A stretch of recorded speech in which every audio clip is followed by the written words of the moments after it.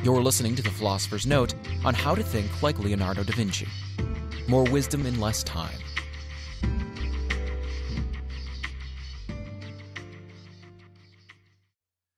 Hi, this is Brian. Welcome to the Philosopher's Notes on How to Think Like Leonardo da Vinci, 7 Steps to Genius Every Day by Michael Gelb. We will begin with a quote. It was with the idea of finding the principles underlying Leonardo's limitless creativity that I began my work on the book you are now holding in your hands. The 7 principles I eventually identified were simply my attempt to write the how-to guide that Leonardo never put down on paper, to codify the principles implicit in Leonardo's work so that they can be used by others. I feel very strongly that the genius of Leonardo resides not just in what he created, but in what he can inspire us to create. Beyond all his stellar achievements, Leonardo da Vinci serves as a global archetype of human potential, giving us intimations of what we ourselves may be capable of doing. End quote. That's Michael Gelb from How to Think Like Leonardo da Vinci. Did you know that Leonardo da Vinci was not only the leading artist, the Mona Lisa, Last Supper, etc., of his time, he was also an incredible inventor, military engineer, musician, and scientist. Not to mention the fact that he was, apparently, also one heck of a party planner, and one of the strongest athletes as well. Yep, that's our kind of guy. In How to Think Like Leonardo da Vinci, Michael Gelb boils down Da Vinci's genius into 7 attributes and provides a fun and powerful framework complemented with incredible exercises that helps us develop our creativity and fully express our unique genius. This book was one of the most influential reads in my early days, and I could vividly remember reading it shortly after selling my first business, E-Teams, nearly 8 years ago. I highly recommend it, and I'm excited to share some of my favorite big ideas.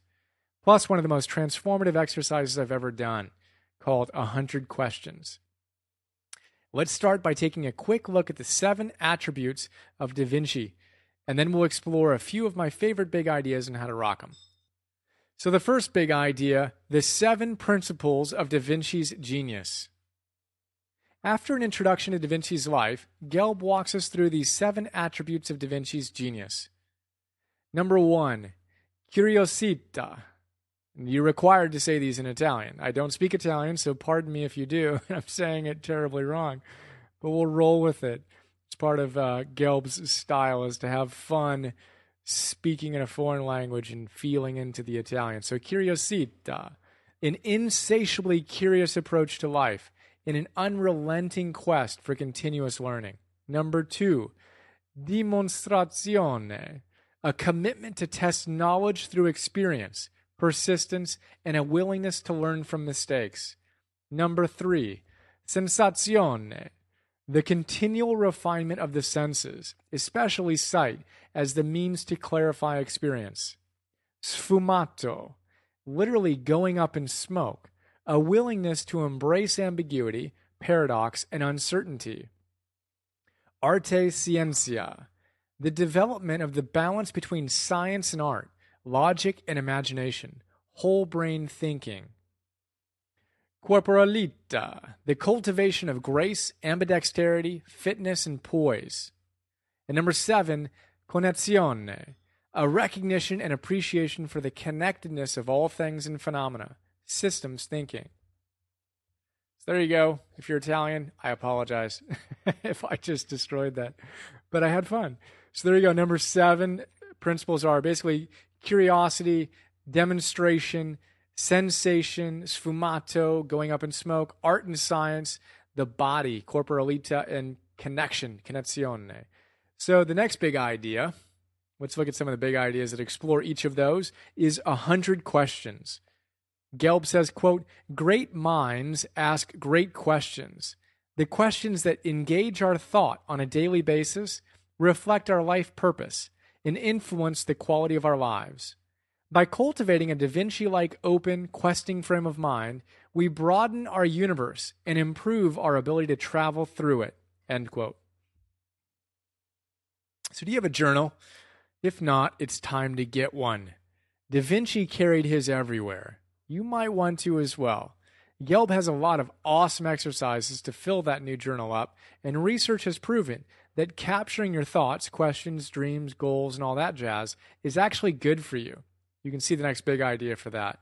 And speaking of journals, did you know that in 1994, Bill Gates bought 18 sheets of the existing 7,000 from Da Vinci's notes for $30.8 million? Not bad, huh? So the first Da Vincian principle is curiosità, and Gelb offers us an incredible exercise for that new journal of yours. It's called 100 Questions and is easily one of the most powerful exercises I've ever done. It goes like this. Give yourself 60 minutes. Find a comfortable place where you won't be distracted. Sit down and make a list of 100 questions you find interesting. Write about whatever's meaningful for you. Questions can range from, why is the sky blue? And how can I optimize my health? To what are my greatest strengths? And what am I most passionate about? And whatever else comes through. Odds are that the first few questions will flow, and then it'll be a little tougher. Push through the desire to walk away and finish them all 100, in one sitting. Then read through your list and note the themes that emerge. Consider the themes you notice without judging them. Are your questions about business, relationships, self-growth, money, spirituality, the meaning of life? Once you do that, then let's look at the top 10 questions. Let's review your list of 100 questions and choose the 10 that you find most significant. Really take your time on this. Then rank them in importance from 1 to 10. If you do that, I promise you'll have a really good sense of what's important to you in your life. Without exaggeration, this is probably the most powerful exercise I've ever done. And those 10 questions have guided my life over the last 8 years in incredibly powerful ways. So, what are you waiting for? Find some quiet time and get your questions on, will ya? And a little PS for those curious souls. Here are the top 10 questions I came up with on Saturday, June 8th, 2001. Number 1 question. How do I master myself and control my will? How do I become a warrior? At the time, I was really into Dan Millman's Way of the Peaceful Warrior. So, number 2, what is love? How do I live with agape, philos, and eros? I was also binging on Paulo Coelho, who described the 3 Greek words for love in one of his books. Philo, agape, philos, agape, and eros. Number 3, what is the optimal life? How do I live this life? Number 4, what is health? How do I achieve optimal health, energy, power? Number 5, what is important to me? Number 6, how can I inspire others to reach their potential and to love life? Number 7, who are the 10 greatest wisdom philosophers? Number 8, who are the 10 greatest examples of this wisdom in action? Number 9, what is living in the moment? How do I do that? Number 10, why is religion so widespread? Wow.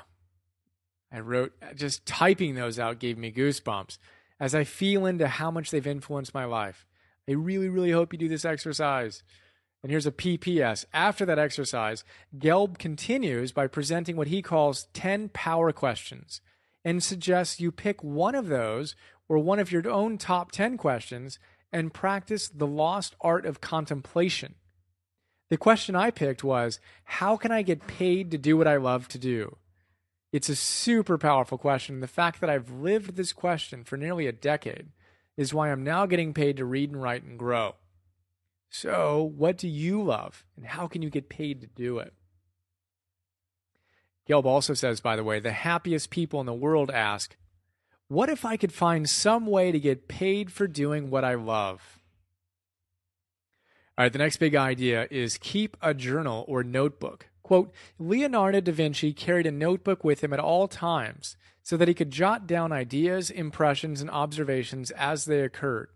His notebooks, 7,000 pages, exist, and most scholars estimate this is about 1/2 of the amount he left to Francesco Melzi in his will, contain jokes and fables, the observations and thoughts of scholars he admired, personal financial records, letters, reflections on domestic problems, philosophical musings and prophecies, plans for inventions, and treatises on anatomy, botany, geology, flight, water, and painting. End quote.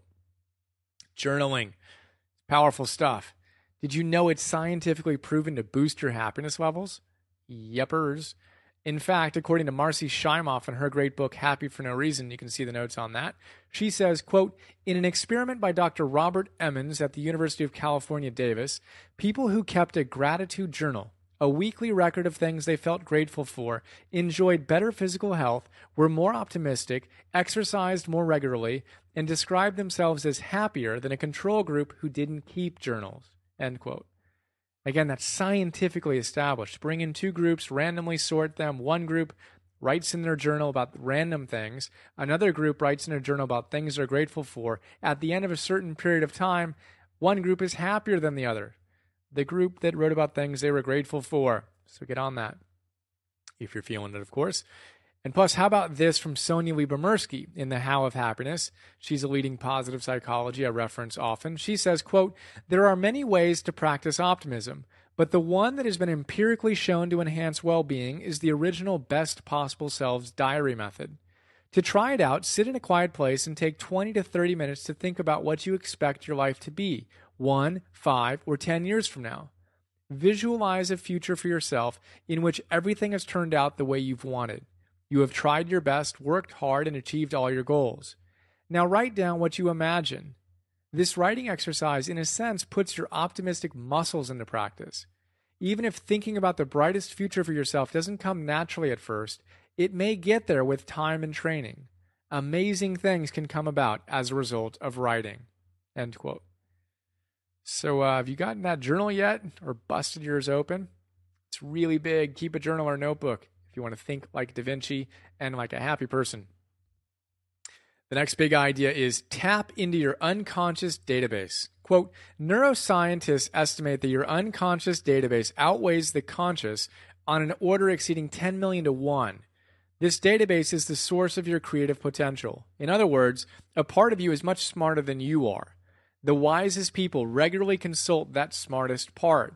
You can too by making space for incubation. End quote. Love that. So, how do the greatest minds do this? According to Gelb, we rarely get our best ideas when we're officially at work. If we want to enter the domain of genius, we've got to take time for solitude and relaxation. Joseph Campbell says something similar. He puts it this way. This is an absolute necessity for anybody today. You must have a room or a certain hour or so a day where you don't know what was in the newspapers this morning, you don't know who your friends are, you don't know what you owe anybody, you don't know what anybody owes you. This is a place where you can simply experience and bring forth what you are and what you might be. This is the place of creative incubation. At first, you might find that nothing happens there, but if you have a sacred place and use it, something eventually will happen. End quote. Love that. All right, the next big idea is get your mind map on. Quote, mind mapping is a whole brain method for generating and organizing ideas, originated by Tony Buzan and largely inspired by Da Vinci's approach to note-taking. You can use mind mapping for personal goal setting, daily planning, and interpersonal problem solving. It can help you at work, with your kids, or with any pursuit. The most marvelous application of mind mapping, however, is that through regular practice, it trains you to be a more balanced thinker, a la Leonardo. End quote. Mind mapping absolutely rocks. The basic idea is that our minds aren't ordered linearly, and we want to give ourselves an organic structure that mirrors our minds and nature as we capture ideas. Gelb's brilliant intro to mind mapping is worth the price of the book alone, many times over. And you can click here in the PDF for a YouTube click of how I mind map that I hope you enjoy. It's me mind mapping one of my favorite books. But again, go to the PDF. You can click on the link within that and check out the YouTube clip on it. All right, now that brings us to the next big idea. How are your affirmations? Quote, although he experienced self-doubt and questioned the value of his efforts, he never gave up. Leonardo's courage and persistence in the face of adversity are tremendously inspiring. He strengthened his will to continue his work through affirmations that he wrote in his notebook, such as, I do not depart from my furrow. Obstacles do not bend me. Every obstacle is destroyed through rigor. I shall continue. I never tire of being useful. End quote. Gotta love those affirmations, eh? I love to write this line first thing in my AM journaling. Today is going to be the greatest day of my life. It's amazing what happens when I set that intention. And I also love this Gay Hendricks inspired affirmation. Every day I expand in creativity, love, kindness, generosity, and abundance as I inspire those around me to do the same. So, what are some of your favorite affirmations? Rock them, especially if you're having a challenging time. All right, the next big idea is learning to draw. For Leonardo, drawing was much more than illustration. It was the key to understanding creation. So for aspiring Da Vincians, learning to draw is the best way to begin to learn to see and create. End quote. Drawing. This falls under the third principle, sensazione, all about developing our senses. Before reading this book, I was convinced I couldn't draw a stick figure. Seriously, wasn't pretty. But Gelb convinced me to give it a shot and inspired me to get into Betty Edwards' Drawing on the Right Side of the Brain book, which blew me away, and even take a week-long drawing course a couple years ago. Here are the amusing before and after shots of my self-portraits from that class. You got to check out the PDF, obviously, to see them, but they're pretty funny. There's a before. Well, when we walked in, the first thing we did was do a self-portrait, and then there's an after 5 days later, I believe. And then we put them up on the wall so everyone can see everyone else's before and after, and they were all stunning. So check the PDF out for that. And yes, I know that my after looks like a wanted poster, but it's still much better than the before. I also included in the PDF a couple of other drawings we did upside down. They have us draw upside down so that we don't get intimidated by the figure we're drawing. And in the process, you just draw what you see, a line here, a line there, and you learn to see the world in a new and different way. And in the process, I created two extraordinary drawings, one of a knight on a horse and another of Stravinsky, a Picasso drawing. So really cool. Check out the PDF to check that out. And drawing is really cool. Highly recommend you think about getting into it. And again, this book is a great place to start. He's got some great exercises you can use to get going, and then you can check out Betty Edwards' Drawing on the Right Side of the Brain book as well. So there you go, drawing, new way to see the world. Increase your senses like Da Vinci. All right, the next big idea is the body of a genius. Quote, what is your image of the body type of a genius? Did you grow up, as I did, with the stereotype of the skinny, four-eyed brainiac nerd? It's amazing how many people associate high intelligence with physical ineptitude. With a few exceptions, the great geniuses of history were gifted with remarkable physical energy and aptitude, none more so than Da Vinci. End quote. Corporalita, that's the sixth principle. It's hard to believe that in addition to everything else that was amazing about Da Vinci, he was also an incredible athlete. Dig it. I like to say we're going to have a hard time living at our highest potential if we have a hard time getting out of bed.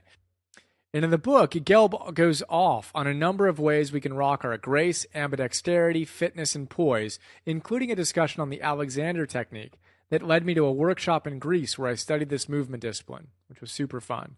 For now, what's the number one thing you can do for your body? Is it exercising more consistently, eating more healthfully, getting more rest? What's the number one thing that, if you started doing today, would have the most positive impact on your life? Get on it. And that leads us to the final big idea of this note, goals and process. Quote, think of an important goal that you have accomplished. Describe the process that you followed in achieving that goal. Have you ever achieved a success without experiencing fulfillment? How do goal and process, doing and being, relate? Does the end justify the means? To live a successful and fulfilling life, must one A, be 100% committed to achieving clearly defined goals, B, recognize that the process of living every day, the daily quality of life, is of the greatest importance, or C, both A and B? End quote. I'll take C, please. Tal Ben-Shahar, the Harvard professor of positive psychology, captures the beauty of holding both in his fantastic book, Happier. See the notes, where he delineates 4 different archetypes and points the way to happiness that echoes Gelb's wisdom here. He says, quote, "The rat racer's illusion is that reaching some future destination will bring him lasting happiness. He does not recognize the significance of the journey. The hedonist illusion is that only the journey is important. The nihilist, having given up on both the destination and the journey, is disillusioned with life. The rat racer becomes a slave to the future, the hedonist a slave to the moment, the nihilist a slave to the past. Attaining lasting happiness requires that we enjoy the journey on our way toward a destination we deem valuable. Happiness is not about making it to the peak of the mountain, nor is it about climbing aimlessly around the mountain. Happiness is the experience of climbing toward the peak." End quote. God, I love that quote. Here's to embracing both the journey and the destination as we have fun learning to think like Da Vinci and express our most radiant genius. That is a quick look at this great book.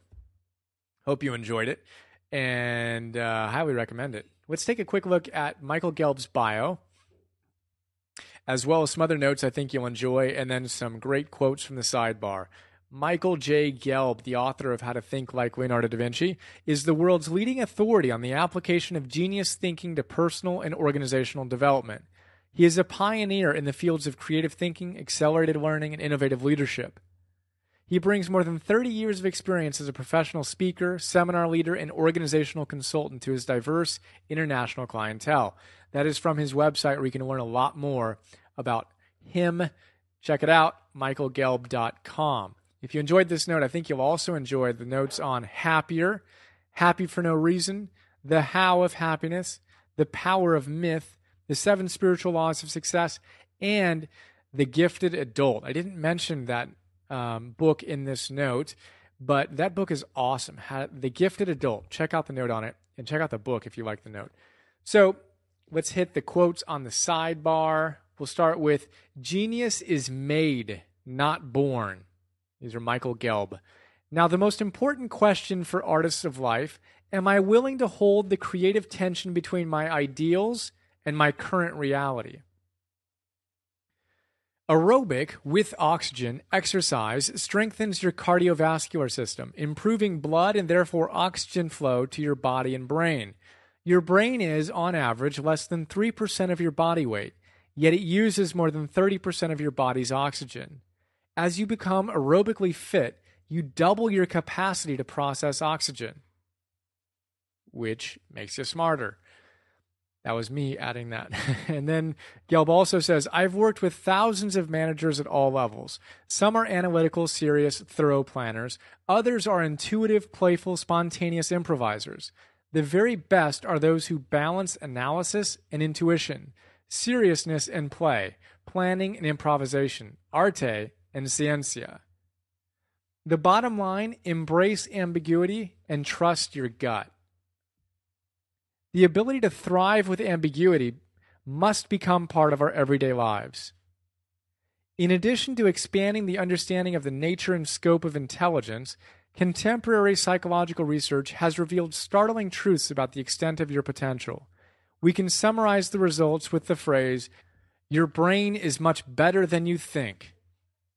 Keeping your mind open in the face of uncertainty is the single most powerful secret of unleashing your creative potential. If the young Leonardo were alive today and attending grade school, he would probably be on medication." And we hit this one before, but the happiest people in the world ask, "What if I could find some way to get paid for doing what I love?" Those are all Michael Gelb. Now, these will all be Da Vinci. He says, "The greatest geniuses sometimes accomplish more when they work less." That's Da Vinci. "Just as iron rusts from disuse and stagnant water putrefies, or when cold turns to ice, so our intellect wastes unless it is kept in use." Da Vinci says, "I wish to work miracles." The desire to know is natural to good men. And finally, Da Vinci says, "The knowledge of all things is possible."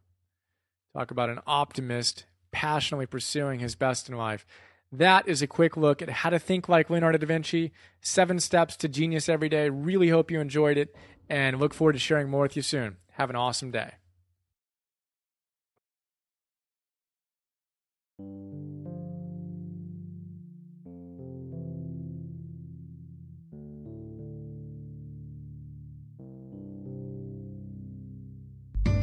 We hope you enjoyed this Philosopher's Note.